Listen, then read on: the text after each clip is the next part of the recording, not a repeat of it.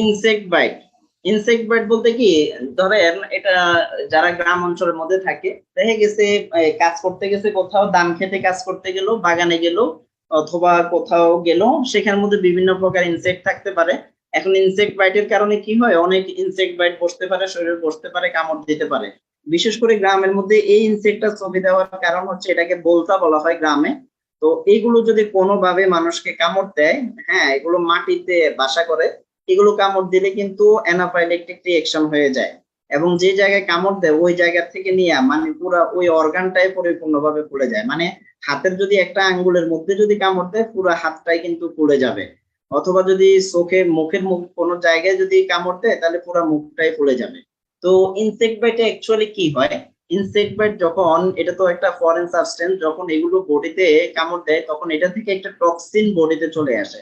যখন ওই টক্সিন বডিতে আসে, তখন এটার বিরুদ্ধে মানে বডির প্রোটেকটিভ মেকানিজমটা শুরু হয়ে যায়, এবং এটাকে বডি একটা অ্যালার্জেন হিসাবে ধরে নেয়। যে কোনো ফরেন পার্টিকেলকে বডি অ্যালার্জেন হিসেবে ধরে নেয়। তখন বডিতে একটা অ্যালার্জিক রিঅ্যাকশন হয়, তখন লোকালাইজড কি হয়, সোয়েলিং হয়। আর যদি অ্যালার্জিক রিঅ্যাকশনটা অনেক বেশি পরিমাণ হয়, তখন সেখানে অ্যাকুইট আর্টিকেরিয়াতে যে ধরনের প্রেজেন্টেশন থাকে পেশেন্টের মধ্যে, এই ধরনের একটা প্রেজেন্টেশন পেশেন্টের মধ্যে শুরু হতে পারে। পুরা শরীরের মধ্যে চাকা চাকা হয়ে যেতে পারে। এক হচ্ছে যে মানে যদি মাইল্ড হয়, তাহলে যে জায়গায় কামড় দিয়েছে ওই জায়গাতেই থাকবে। আর যদি একটু বেশি হয়ে যায়, তাহলে পুরা শরীরটা চাকা চাকা হয়ে যাবে। তো most insect bite and sting are not serious, এগুলো অল্প মানে কয়েক ঘন্টা থেকে কয়েক দিনের মধ্যেই কিন্তু অনেক পোকামাকড়ের কামড়গুলো এমনিতে ভালো হয়ে যায়, কিন্তু কিছু কিছু ক্ষেত্রে সিভিয়ার অ্যালার্জিক রিঅ্যাকশন হতে পারে।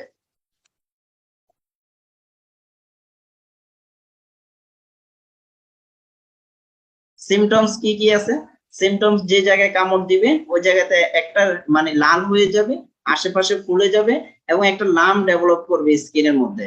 তো নরমালি যদি কোনো ট্রিটমেন্টও করা না হয়, তাহলে এটা উইদিন মানে কয়েক ঘন্টা থেকে কয়েক দিনের মধ্যে এমনিতে ভালো হয়ে যাবে, কিন্তু অ্যাকুইট কন্ডিশনটা খুব বাজে থাকে।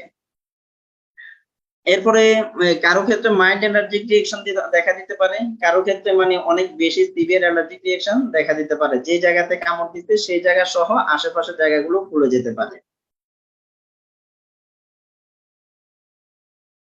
মাঝে মধ্যে মানে সিভিয়ার অ্যালার্জিক রিঅ্যাকশনও হতে পারে। তো সিভিয়ার অ্যালার্জিক রিঅ্যাকশন হলে কিন্তু সেই ক্ষেত্রে শ্বাসকষ্ট শুরু হতে পারে, শ্বাসকষ্ট শুরু হবে, নর্মাল ইন্ডিভিজুয়ালেরও শুরু হতে পারে। ইভেন যদি কোনো পেশেন্টের অ্যাজমা থাকে, আবার একটু মনোযোগ দিয়ে শুনেন, কোন পেশেন্টের যদি অ্যাজমা থাকে, নন কেস অফ অ্যাজমা পেশেন্ট যদি থাকে, ওই পেশেন্টের মধ্যে যদি এই মানে কোনো ইনসেক্ট বাইট যদি ওই পেশেন্টে যদি সাফার করে, মানে তার অ্যাজমা আছে, এখন তাকে কোনো একটা পোকামাকড় কামড় দিয়েছে, তার বডিতে অ্যালার্জিক রিঅ্যাকশন হলে মানে ওই অ্যাজমার অ্যাকুইট অ্যাটাক হতে পারে। মানে অ্যাকুইট অ্যাজমাটিকাস যে অ্যাটাকটা আছে, সিভিয়ার ব্রেথলেসনেস নিয়ে পেশেন্ট আসতে পারে, প্রেজেন্ট করতে পারে। তো এটা একটু মাথায় রাখতে হবে, অ্যাজমা পেশেন্টের মধ্যে অ্যাকুইট অ্যাজমা অ্যাটাক হতে পারে। এই যে কামড় দিলে এখানে দেখানো হলো এরকম একটা রেডনেস এরিয়া তৈরি করবে, হাতের মধ্যে আশেপাশের জায়গাগুলো ফুলে যাবে।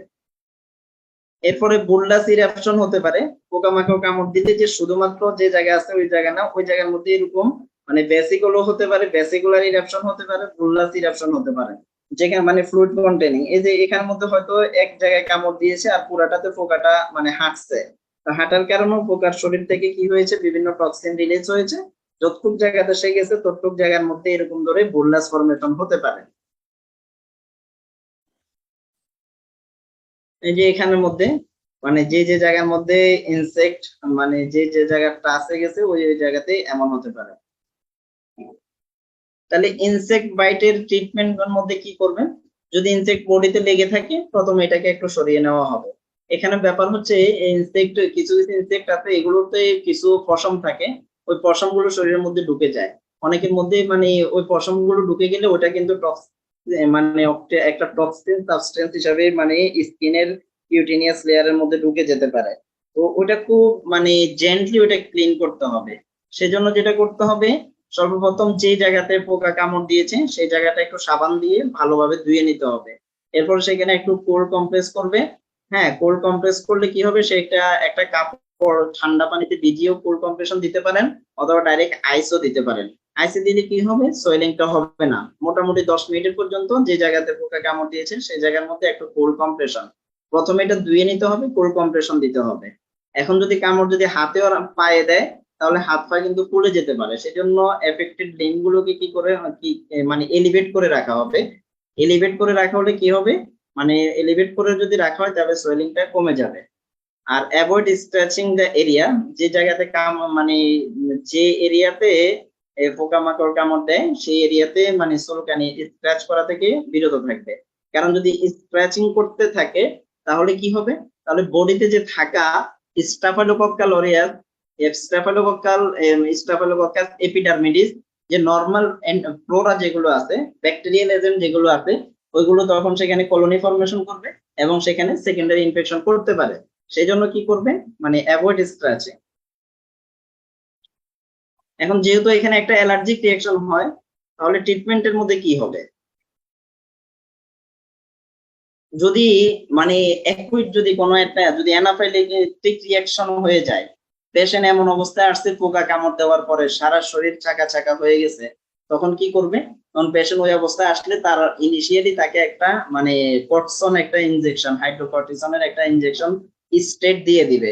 দিয়ে দিলে মোটামুটি পেশেন্ট একটু রিল্যাক্সে আসবে, মানে প্রচন্ড পরিমাণ এখানে চুলকাতে থাকবে। হ্যাঁ, যদি এরকম অ্যানাফাইলেটিক সিভিয়ার কন্ডিশন হয় তাহলে সেক্ষেত্রে স্টেরয়েড দেওয়া যেতে পারে। আদারওয়াইজ কি করবে, সেখানে যে জেনারেল মেজারমেন্ট যেগুলো আছে, যে সাবান দিয়ে ধুয়ে নেবে, এরপরে কোল্ড কম্প্রেশন, তারপরে ক্যালামিন লোশন লাগিয়ে দিবে। ক্যালামিন লোশন লাগালে সেখানে ইরিটেশনও কমে যাবে, চুলকানিও কমে যাবে।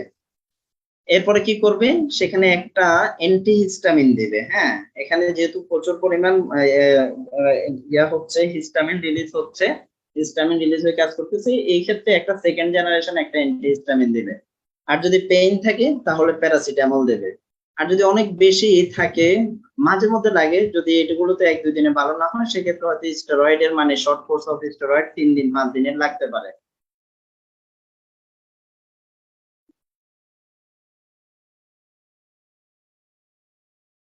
এটা হচ্ছে বোল্ডার্স আর্থ্রোপড বাইট রিঅ্যাকশন। এটা আমরা আজকে একটা পোস্ট দিয়েছিলাম। এই যে পেশেন্টটাতে মানে এটা 4 দিন পরে মানে এই প্রবলেম নিয়ে আসছে, যে তার মানে আর্মপিটের মধ্যে এরকম একটা কন্ডিশন হয়ে গেছে, ফুলে গেছে, এখানে ভেসিকল হয়ে গেছে, ভেসিকল হয়ে গেছে। তো এটার কারণ কি, পেশেন্ট পার্টি এটার কারণটা বলতে পারে না, এমনি বলে যে 3-4 দিন আগে এখানে কি যেন কামড় দিয়েছে। তো এখানে কি হয়, যদি কোনো একটা ইনসেক্ট বাইট হয় সেনসিটিভ এরিয়া অথবা বডি যে কোনো জায়গাতে, তখন সেখানে কি হতে পারে, ভ্যাসিকুলার ইরাপশনও হতে পারে, বুল্লাস ইরাপশনও হতে পারে। আমরা একটু আগে ভ্যাসিকুলার ইরাপশন দেখিয়েছি, এটা হচ্ছে বুল্লাস ইরাপশন। তো এই ক্ষেত্রে কিন্তু ইনফেকশনের একটা চান্স থাকে। তো সেজন্য কি করা হবে, এখানে অনেক বেশি পরিমাণে কি লোকালি ইরিটেশন হয়, অনেক বেশি পরিমাণে ইচিং থাকে, তাহলে এটা 3-4 দিন পরে হয়। মেইনলি যদি বুল্লাস আর ভ্যাসিকুলার ইরাপশন হয়, ইনসেক্ট বাইটের 2-3 দিন পরে হয়। তাহলে ট্রিটমেন্ট এখানে কি হবে, treatment secondary bacterial infection prevent করার জন্য একটা সিস্টেমিক অ্যান্টিবায়োটিক, একটা টপিক্যাল অ্যান্টিবায়োটিক, সিস্টেমিক অ্যান্টিহিস্টামিন। আর যদি অনেক বেশি পরিমাণ ইনফ্লামেশন থাকে তাহলে আর্লি ইনফ্লামেশনটা কমানোর জন্য একটা টপিক্যাল স্টেরয়েড দেওয়া হয়, মাইল্ড একটা টপিক্যাল স্টেরয়েড দিলেই হয়।